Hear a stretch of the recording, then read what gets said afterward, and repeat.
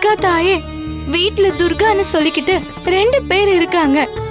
அந்த 2 பேர்ல உண்மையான துர்கா யாருன்னு உன்னோட மக காவல் தெய்வமான கனக துர்கா கிட்ட எத்தனையோ தடவை கேட்டு பார்த்துட்டேன்.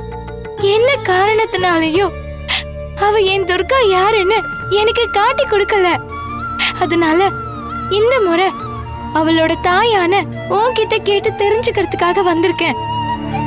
என் சித்தப்பா ஏதோ ஆபத்துல இருக்காருன்னு சொல்றாங்க. அவரை காப்பாத்தணும். எனக்காக இல்லைனாலும் சித்தப்பாவுக்காக. அந்த 2 பேர்ல என் சித்தி துர்கா யாருன்னு நீ எனக்கு காட்டி கொடுக்கணும்.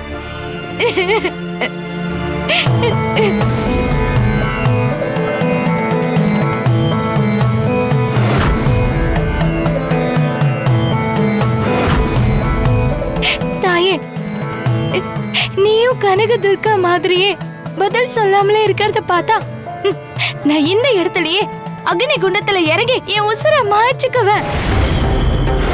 இது உன் மேல சத்தியம்.